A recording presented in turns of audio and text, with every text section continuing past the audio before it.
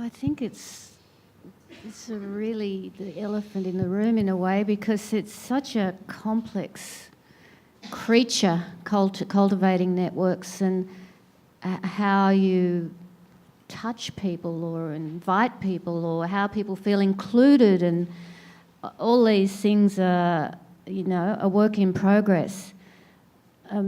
I think it would be lovely to have a hedge fund and be able to fund some of these things, in a way, collectively get people to fund a hedge fund, and then collectively that can make the work, like another place that makes the money and bring people into it. So there's a lot of activity. I think there needs to be quite a lot of activity around community and a lot of engagement and just little things, and they're the mystery things. And that's why it's hard to do it online, because you don't have that personal contact. You have to have the personal contact. Yeah. Maybe you don't. Maybe some people are better online, or you can have an international network, actually, I suppose, if you're feeding that network with content. But, in my case, I would say, how do you cultivate networks? It takes time.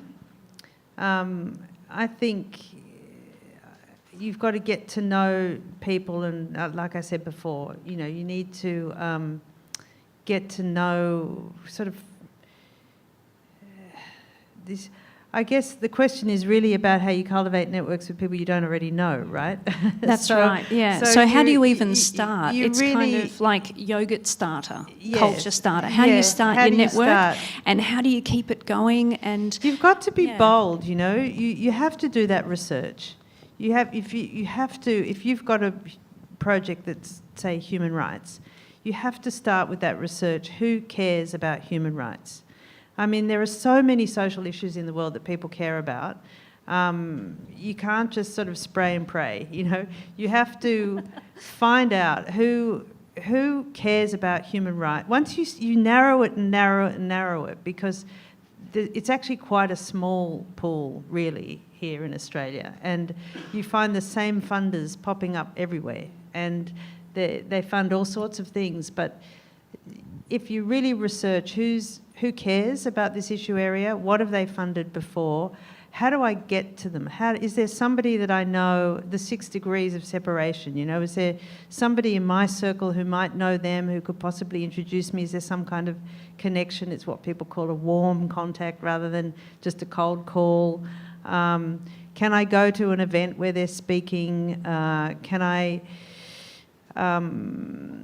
be involved in a project that they're involved with? And at some point, I suppose, you just have to be bold and go up and introduce yourself to somebody and say, I love your work, or find somebody who works with them, and at some point you're going to have to be bold and have an introduction and meet them. Then I think that you need to be charming, you need to have this fabulous project that you know the ins and outs of, and it's in a really good stage, as Tom said before, that you can speak really knowledgeably about it. You have to not hit on people and not be too creepy. You have to sort of nurture a relationship, and not just hone in on one person or two people and badger them, It's just like anything, really. It's like nurturing relationships with your friends, You have to sort of listen, really listen, and maybe choose the right time before you put your project in front of them.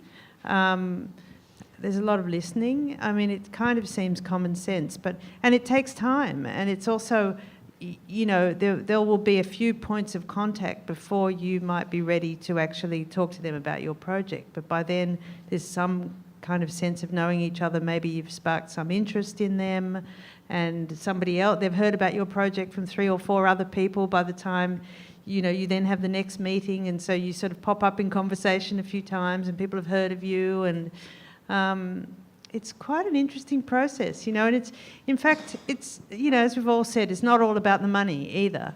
It's about so many other things than the money. Don't focus too much on just the money. It's about the ideas, it's about the outcomes, it's about the issue, it's about what they care about, what you care about. So once they've defined that you align with what they're interested in, and they're kind of interested in what you're doing, then it might be the right time to put your project in front of them. But Or maybe they just might ask you about it. But this is what's so interesting, isn't it, kind of structurally about the shift from the fundraising that you're describing, where you spend a lot of time being very interested in what rich people are interested in. You're saying it's not about the money, but it almost entirely focuses on people who have money, because the equation just doesn't work otherwise. All fundraising has the same equation. You have to decide what part of that equation you're optimizing for and how you're approaching it, and that's reach times propensity times capacity. So how many people are you reaching with your story? Of the people you're reaching with your story, what's their propensity to support you? Of those, what's their capacity to support? And so that's one way through that equation, which is to have a tiny reach focused on a very few people and obsessively caring about what they care about and doing your very best to align what you're working on with the kinds of things that they'd be prepared to fund. And that's completely valid and important and funds lots of important work through both the arts and human rights and other types of work. But there's probably a limit to the kinds of things we can always expect capital, holders of disproportionate amounts of capital to fund. I think particularly when it comes to kind of human rights and social change, to expect the beneficiaries of the inequality of our system to fund the changes that are necessary to that system seems to me completely Pollyanna-ish and naive. What's exciting about crowdfunding is that you can focus on what a different, wider group of people care about. All the mechanisms are the same. All the tactical stuff that Mitzi was just talking about is exactly the same. You still care obsessively about what they care. You still need to listen. You still need to engage. You still need to focus. It's not random. It's a different type of research, but you need to figure out, where are these people hanging out? How are they expressing their existing interests? We live in this incredible moment in human history where you can figure out what everyone cares about. I founded a youth organisation when I was at university in 2000. And one of our real goals was we didn't just want to be a bunch of university students in Sydney doing this kind of media activism type work. We really wanted to be national, and what we really meant by national was we wanted some Melbourne people involved. Ah, Melbourne. But in the year 2000, how to identify that niche group of people who were probably students with time on their hands, who cared about politics but weren't completely beholden to partisan politics. They were interested in the exploration of ideas and the sharing of ideas, who wanted to put time, who were interested in media as a tool to leverage conversation, and who went to university probably in Melbourne. There was literally no way to find them. For people who are old enough, there's this classic New Yorker cartoon, which on the internet, no one knows you're a dog, and that was the case in 2000. You couldn't tell who the dogs were. Whereas today, of course, there's completely different norms online. We use our real names. In 2000, I was Dragon Ball T online. Now I'm Tom Dawkins. I am much easier to find now than I was in 2000. If you and care you probably about something, had a live journal as well. You had a MySpace page. I was never really into that. But I think what's interesting also is that people, if you care about anything, it almost certainly is showing up in your online behaviour.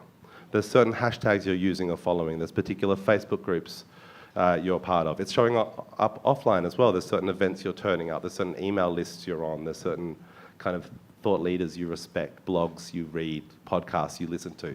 The job of the fundraiser now is in exactly the same process that was just been described, but not focusing on individuals, focusing on nodes of community around the things that you care about. So around, if it's a documentary on But you have to do both, right? You have to do, I agree with you. You can't just focus on the high net worth individuals because you might not ever get to them.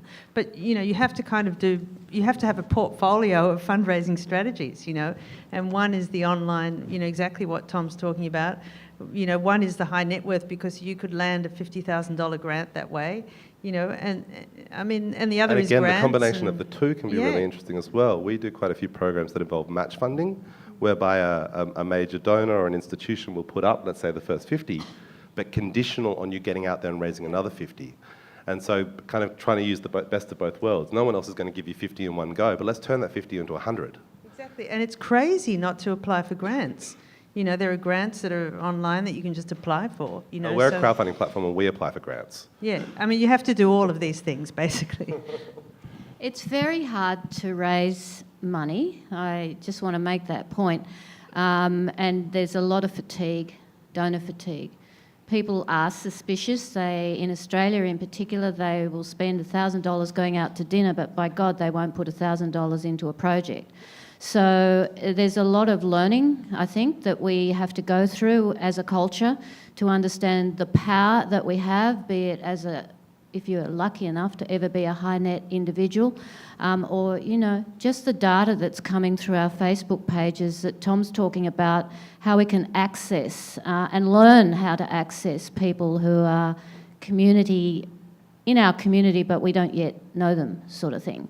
But it is very hard to raise money, and I really want to say that. It's not easy to raise money. It's easy to meet people and befriend them and, you know, all that sort of stuff.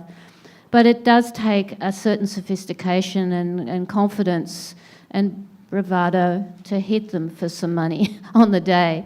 And that's a reality. I really find it's very hard to convert interest in, say, let's say human rights. If you're looking to change human rights, you're looking to change the law. And, you know, if you're going to be changing the law, you're going to be working at it for 10 years. It's unglamorous, you know. It's really hard work to keep the money on the table to get it through the Senate or something, you know.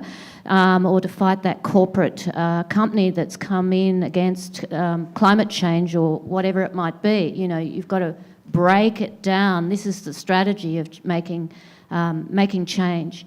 But look, I think the question on the table is how do we raise money and how do we do it? And I think there's a million ways of doing it, but in the end, the conversion is very, very hard.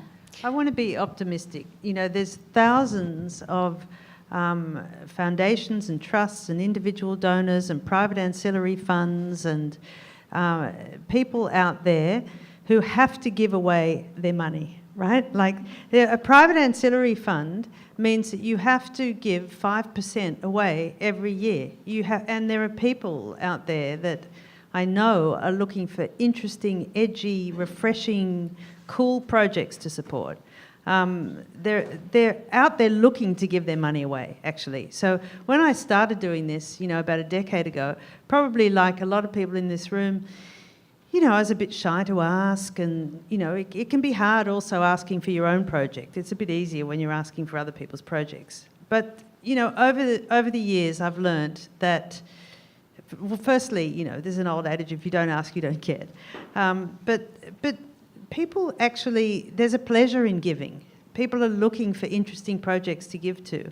And so many times, I mean, we did this thing for the last few years called Good Pitch, where we brought a lot of, you know, some very high net worth individuals into the room, some corporates, some educators, advocates, not-for-profit organisations, a whole range of different aspects of community, not just wealthy people. And we raised a lot of money for documentaries. And when I rang afterwards, I rang all the donors that had given, whether they'd given $200 or $200,000, and I thanked them for their donation.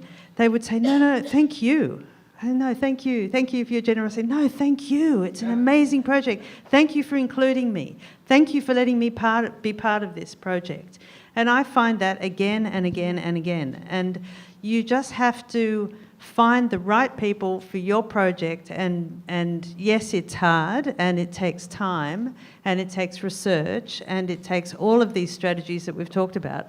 But there are people out there who want to give, looking for projects, and there are organisations like Creative Partnerships Australia, whose work it is to help you find partnerships. There's match funding schemes, there's crowdfunding, there's grants, there's all of these strategies. But definitely, I mean, I believe it's like cooking, really. You know, it's finding the right ingredients and the right people for the right project at the right time, and that's what I mean by when I say the magic. When those things click, and you've got, and it is a little bit of nous, you know, for sure. You have to kind of know that this project is going to fly, but when it works and everything clicks into place, you know, it's great, and they'll thank you